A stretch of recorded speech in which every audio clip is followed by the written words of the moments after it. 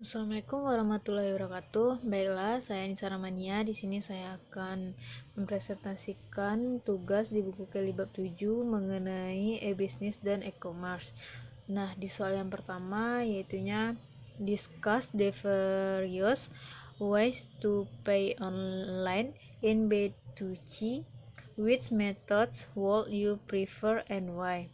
Nah, B2C adalah bisnis ke ekonomi konsumen, di mana bisnis menjual langsung ke konsumen di internet. Bisnis ini dapat menjadi perpanjangan dari bisnis fisik yang merambah ke bisnis elektronik atau bisnis yang didirikan khusus untuk bisnis online.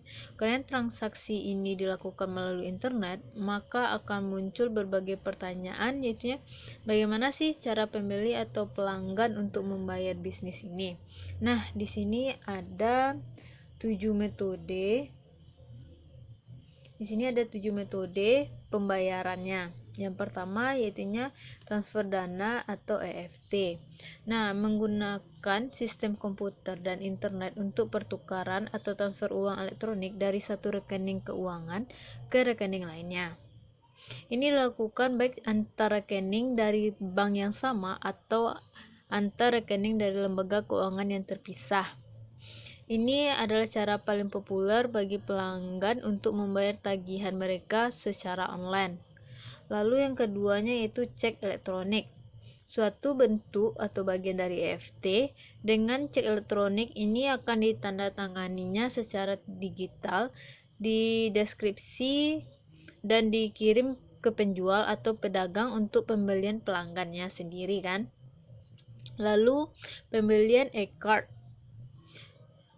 Pembelian e-card ini yaitunya adalah kartu kredit perusahaan yang berfungsi seperti kartu kredit biasa sih.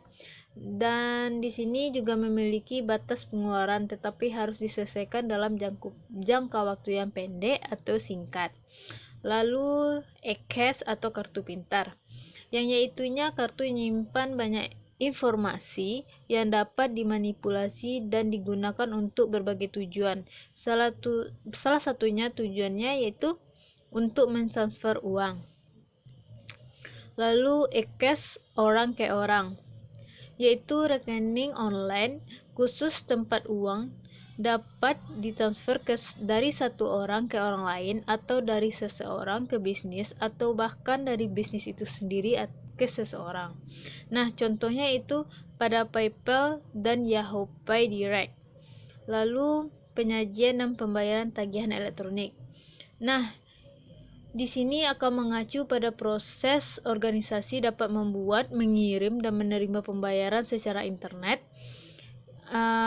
yaitunya praktik umum di banyak industri seperti utilitas atau pemasok listrik gas dan perusahaan telekomunikasi dan agen real aset atau persewaan. Lalu menggunakan pembayaran mikro. Pembayaran mikro adalah transaksi keuangan yang melibatkan sejumlah kecil uang dan biasanya dilakukan secara online. Ini biasanya melibatkan sepersekian sen hingga sepersekian dolar. Contohnya saja yaitu pada PayPal micropayment yang melibatkan transaksi kurang dari 12 dolar Amerika. Nah, selanjutnya lalu menurut saya metode pembayaran yang lebih efektif yaitunya metode e-card. Karena metode e-card ini sudah banyak peminatnya dengan kemudahan yang diberikannya. Lalu masih banyak sih masalah, tetapi masalah ini muncul karena tidak dipantau secara cermat oleh kita sendiri. Dan metode ini akan berkembang atau akan lebih mudah untuk dilakukan transaksinya dengan bisnis secara elektronik dari tahun ke tahun dengan perkembangan elektronik itu sendiri. Nah, soal yang kedua, discuss the major limitation of e-commerce. Which of these limitations are likely to disappear? Why? Nah, e-commerce memiliki beberapa batasan yang membatasi pertumbuhan dan penerimaan di dunia bisnis. Nah, beberapa batasan utama e-commerce yaitu dapat berkisaran dari batasan teknis hingga non-teknis.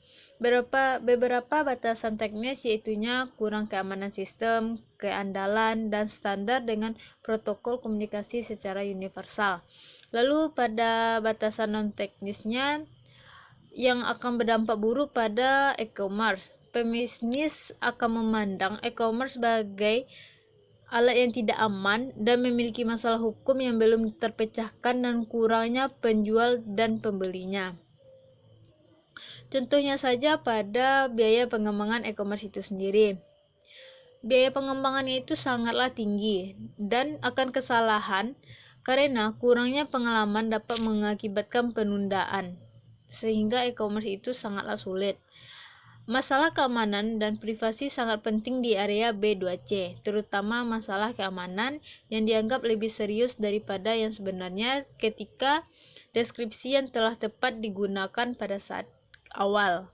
Tindakan privasi terus ditingkatkan, tetapi pelanggan menganggap masalah ini sangatlah penting dan industri yang menggunakan e-commerce akan memiliki tugas yang sangat panjang dan sulit untuk meyakinkan pelanggan bahwa transaksi secara online dan privasi akan aman. Tetapi, keterbatasan teknologi akan menjadi hal yang pertama kali hilang karena masalah dapat diselesaikan seiring waktu dan keunggulan yang diberikan oleh teknologi itu sendiri. Nah, selanjutnya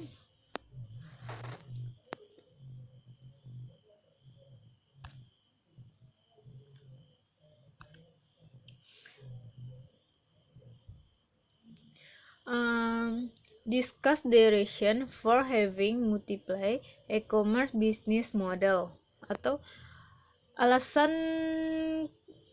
harus memiliki model bisnis e-commerce.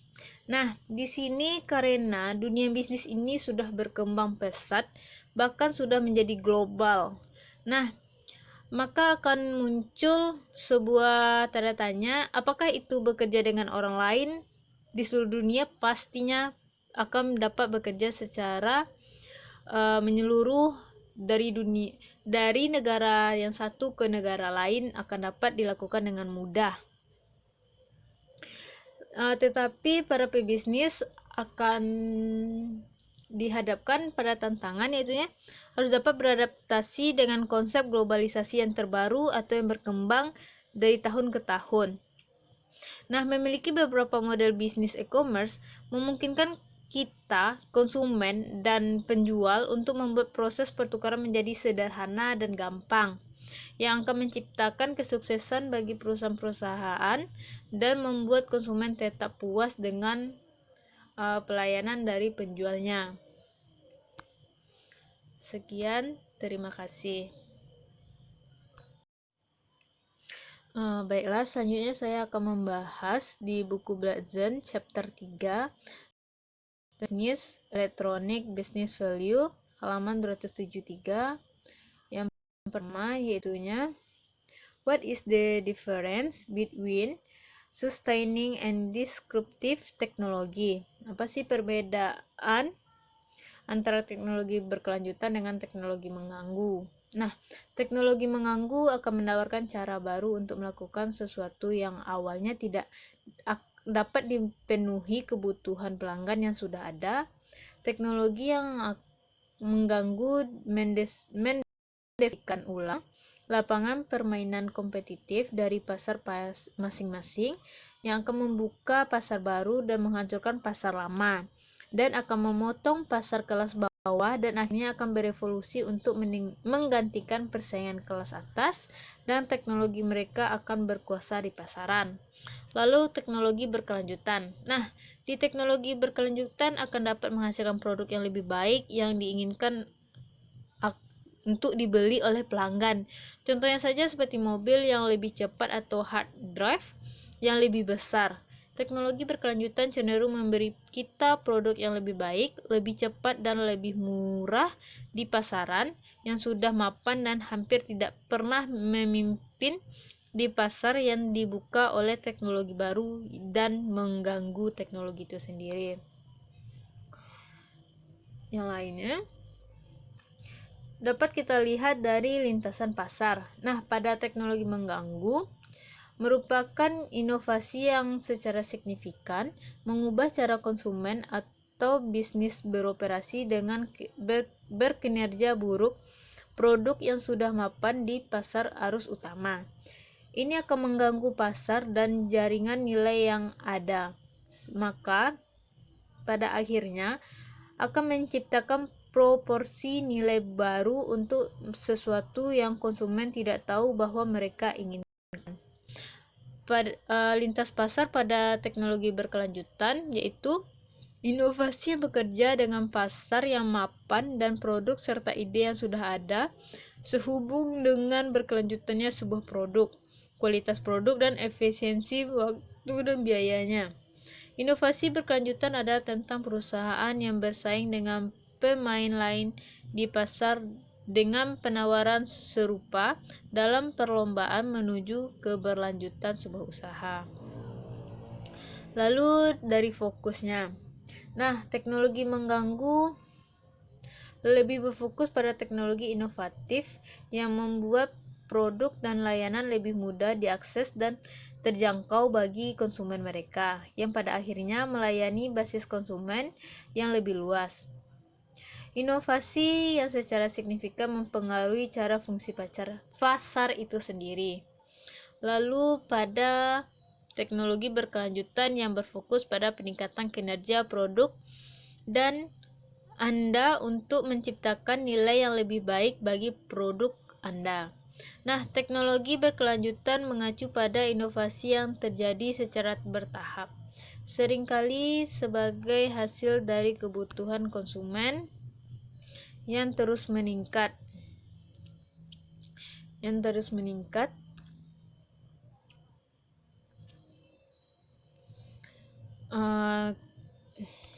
Lalu soal yang nomor 2 yaitu ya, what is the difference between a business dan e-commerce? Apa sih perbedaan antara e-business dan e-commerce itu?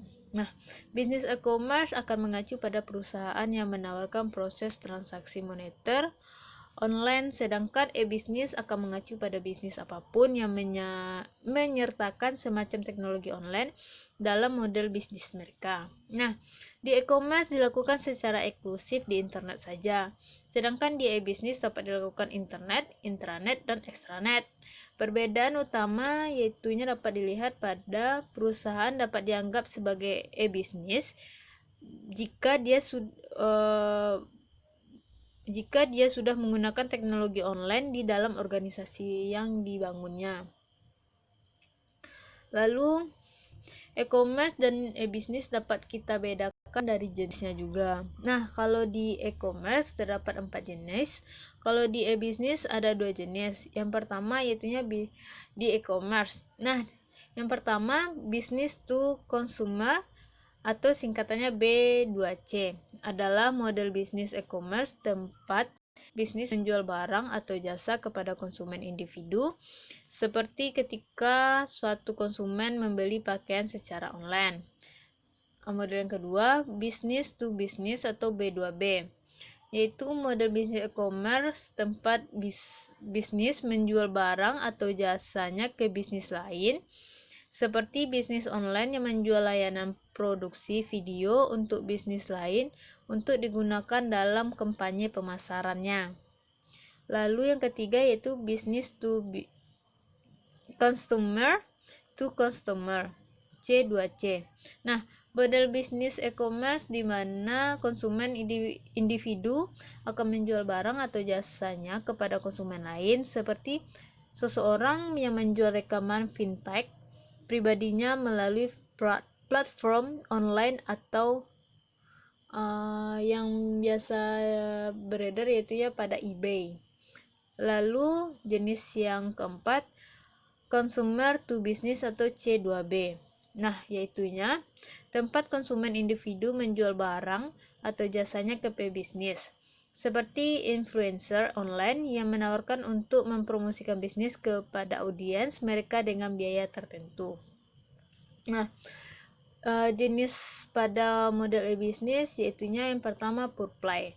di mana semua upaya dan sumber daya diinvestasikan dalam satu lini bisnis, seperti bisnis yang hanya menjual topi baseball khusus dan tidak ada yang lain akan dianggap sebagai bisnis elektronik permainan murni, atau dengan asumsi bisnis tersebut membuat beberapa penjualan online dan beberapa penjualan offline.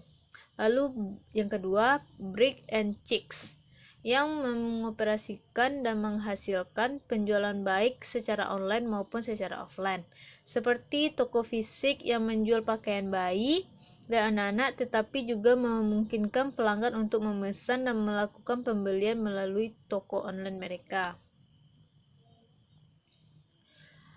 Lalu dapat kita lihat juga dari aktivitasnya sendiri. Nah, di e-commerce terdapat aktivitas buying and selling produk online, online ticketing, online payment, buying different tax, online accounting software, dan online customer support. Nah, kalau pada e-business, aktivitasnya yaitu online store setup, customer education, buying and selling products, monetary business transaction, supply chain management, dan email marketing.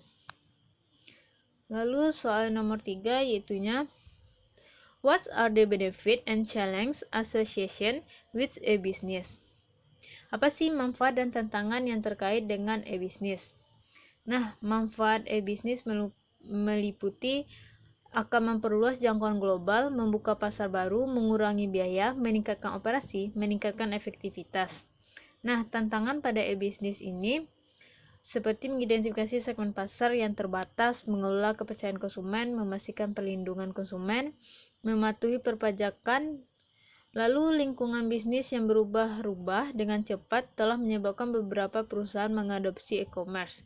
Nah, di sini e-bisnis akan membawa banyak perubahan dalam cara kerja perusahaannya yang terkait dengan kerangka hukum dan peraturan, termasuk kesulitan dalam mengatur dan menegakkan standar. Itu tantangan yang umum bagi e-bisnis. Ini dikarenakan kurangnya aturan dan kebijakan yang konsisten, dan ketidakpastian akan biaya cukai dan perpajakan, dan intervensi pemerintah yang dikeluarkan. Nah, di sini e-bisnis membawa banyak perubahan dalam cara kerja perusahaan. Ini juga memunculkan tantangan yang baru mereka.